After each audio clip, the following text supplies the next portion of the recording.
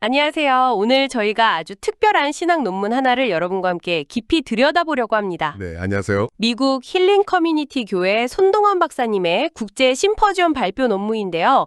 제목이 세라핌의 찬양과 선지자의 고백, 지성소에서 삼형지로 이사야의 소명과 참된 예배의 역동성 연구입니다. 네, 제목이 좀 길죠? 네, 좀 길지만 이사야 6장에 담긴 그 강렬한 만남, 이게 어떻게 오늘 우리의 예배와 또 삶으로 이어질 수 있는지 그 핵심을 좀 파헤쳐볼까 합니다. 네. 이사야 6장.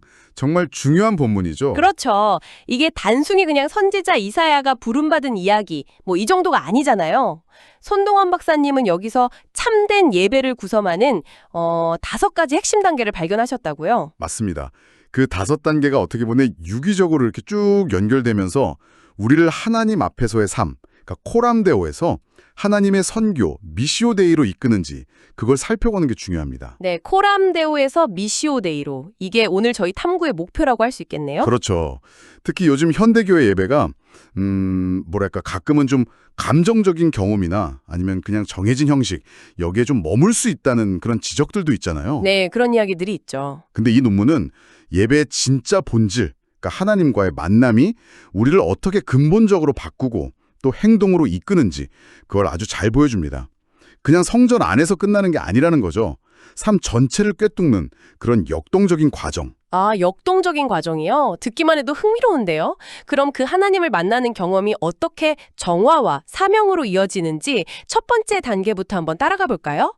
박사님이 제시한 첫 요소는 뭐였죠? 네, 첫 번째는 바로 거룩한 임재의 경험입니다.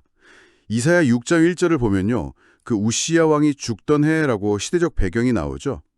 정치적으로 굉장히 불안정한 시기였는데 그때 이사야가 뭘 보냐면 주께서 높이 들린 보좌에 앉으셨는데 그의 옷자락은 성전에 가득하였고 이걸 봅니다. 아, 주께서 높이 들린 보좌에 앉으신 모습. 네. 근데 여기서 주는 그냥 높은 존재 이런 의미를 넘어서요.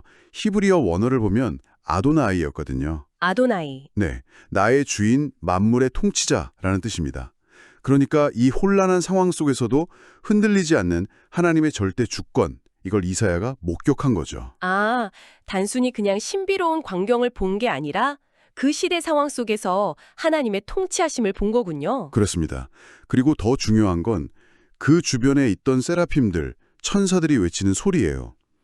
거룩하다, 거룩하다, 거룩하다, 만군의 여호와요. 3번 반복하죠. 거룩하다를. 네. 이 거룩하다가 히브리어로 가도시인데 이걸 3번이나 반복하는 건 이건 정말 비교할 대상이 없는 하나님의 절대적인 분리됨, 그분의 순수성, 초월성, 이걸 극적으로 표현하는 방식입니다. 절대적인 거룩함. 마치 압도적인 빛 앞에 서면 내 그림자가 확 드러나는 그런 느낌일까요? 그렇죠. 정확한 비유입니다. 그 압도적인 거룩함 앞에서 인간은 어떤 반응을 보일 수밖에 없을까요? 이게 이제 2번째 단계랑 바로 연결이 됩니다. 아, 2번째 단계. 그게 뭘까요? 바로 철저한 죄의식의 고백입니다. 그 하나님의 거룩함을 딱 마주하고 나니까 이사야가 5절에서 바로 이렇게 외치잖아요. 화로다 나여 망하게 되었도다. 나는 입술이 부정한 사람이요.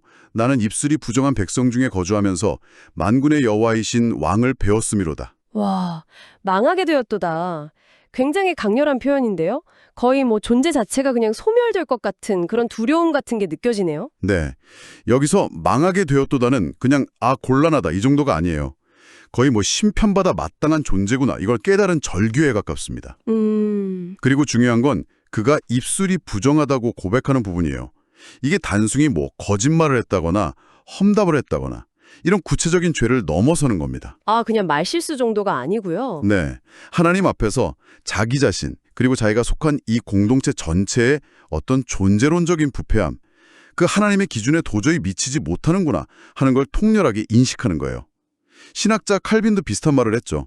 사람은 하나님의 얼굴을 보기 전까지는 결코 자기 자신을 제대로 알 수 없다고요. 아, 그러니까 결국 하나님의 거룩함을 아는 게 곧 나 자신의 부족함, 죄인됨을 깨닫는 거울이 되는 셈이군요. 정확합니다.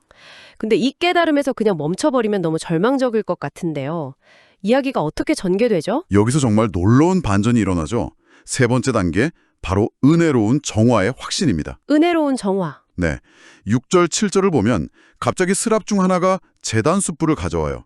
그걸 이사야의 입술에 대면서 이렇게 말합니다. 보라, 이것이 네 입에 닿았으니 내 악이 제하여졌고 내 죄가 사여졌느니라. 제단의 숯불. 이게 어떤 의미가 있을까요? 그냥 불이 아니라 제단의 숯불이라는 게? 아주 중요한 지적입니다. 제단은 본래 희생제사가 드려지는 곳, 속죄가 이루어지는 곳이잖아요. 네, 그렇죠. 그러니까 이 제단의 숯불은 하나님의 정결케 하시는 능력, 그분의 용서를 상징하는 겁니다. 그리고 더 중요한 건요, 이사야가 스스로 정결해지려고 애쓰거나 노력한 게 아니라는 점이에요. 아, 자기가 뭘 한 게 아니군요. 네, 천사가 가져다 댔잖아요. 이건 전적으로 하나님의 주권적인 행위, 즉 은혜로 정화가 이루어졌다는 걸 보여주는 거죠. 여기서 사여졌느니라, 이 말의 핵심 개념이 히브리어 키프루와 관련이 깊습니다. 키프루요. 들어본 것 같은데요? 네, 아마 용 키프루, 대족제를 들어보셨을 거예요. 덮는다, 깨끗하게 한다는 뜻인데 결국 대속적인 용서를 의미하는 거죠.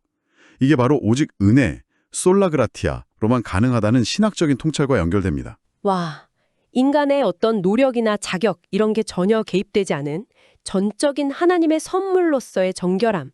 그렇군요. 이 놀라운 경험이 그럼 이사야에게 어떤 변화를 가져왔을까요? 네, 그게 바로 네 번째 단계로 이어집니다. 순종적 응답의 결단. 순종적 응답이요. 네, 정결함을 딱 받고 나니까 8절에서 하나님의 음성이 들려요. 내가 누구를 보내며 누가 우리를 위하여 갈꼬. 근데 이 질문에 대한 이사야의 반응이 이전의 그 절망적인 외침과는 완전히 달라집니다. 어떻게 달라지죠? 내가 여기 있나이다.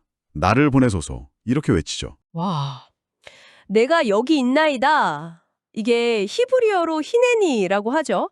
제가 알기로는 이게 그냥 단순한 예스가 아니라 보십시오. 제가 준비되어 당신의 처분을 기다립니다. 약간 이런 전적인 헌신의 표현이라고 들었거든요. 맞습니다. 정확히 알고 계시네요. 히네니. 정말 대단한 응답이죠.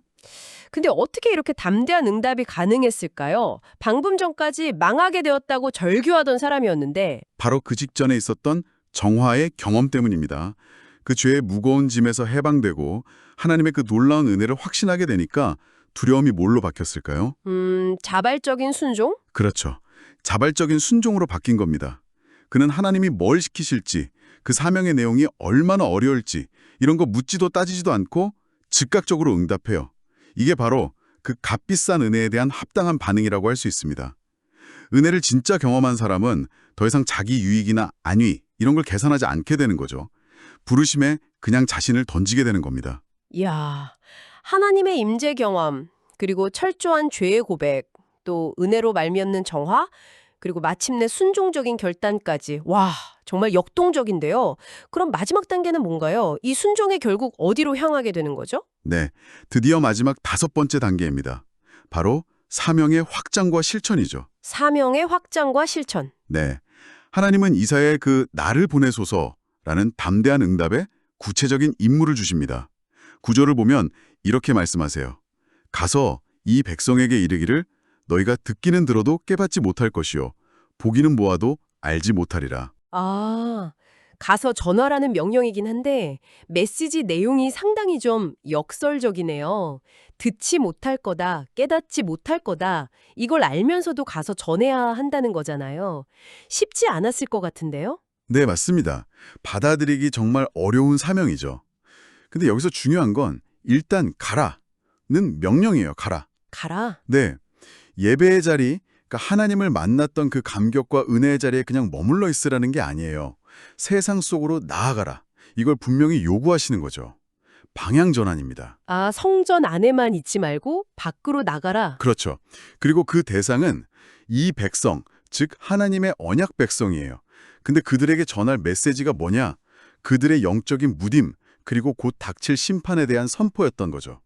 이건 뭘 보여주냐면 사역의 성공이라는 게 어떤 외적인 결과나 사람들의 긍정적인 반응 이런 게 아니라는 겁니다. 그럼 뭐가 성공이죠? 하나님의 말씀을 얼마나 충실하게 전했느냐, 그 순종 자체에 있다는 걸 보여주는 거죠. 어쩌면 예레미야 선지자처럼 굉장히 고독하고 어려운 사명일 수 있지만 그걸 감당하는 것, 그게 중요하다는 겁니다. 결국 성전에서의 그 깊은 예배 경험이 세상 속에서의 구체적인 사명 수행으로 반드시 이어져야 한다 이런 말씀이시군요. 네, 정확합니다. 손동원 박사님은 이 전체 과정을 통해서 코람데오, 즉 하나님 앞에 사는 삶의 경험이 미슈데이, 하나님의 선교로 자연스럽게 확장되어야 한다는 걸 아주 강조합니다. 이사야는 정결함을 받은 후에 이제 하나님의 메시지를 세상에 전하는 공식적인 사명자, 히브리어로 말라크, 즉 사자가 된 것입니다. 말라크. 네, 그러니까 예배와 삶, 또 예배와 사명이 절대 분리될 수 없다는 것. 이게 이사야 6장이 우리에게 보여주는 핵심 메시지라고 할 수 있습니다. 와. 오늘 손동원 박사님의 논문을 통해서 이사야 6장을 이렇게 5단계로 쭉 따라와 보니까 참된 예배라는 게 정말 얼마나 역동적인 여정인지 새삼 깨닫게 되네요. 그렇죠. 하나님의 그 압도적인 거룩함, 카도시 앞에서 자기 자신을 발견하고 또 은혜, 키프르를 통해 정결함을 받고 그래서 결국 내가 여기 있나이다, 힌넨이라는 결단으로 세상 속 사명으로 나아가는 과정 정말 대단합니다. 네, 이 5단계는 단순히 이사야라는 한 개인의 특별한 경험 이게 아니라 시대를 추월해서 오늘 우리 모두에게 적용될 수 있는 어떤 예배의 원형, 모델이라고 할 수 있습니다.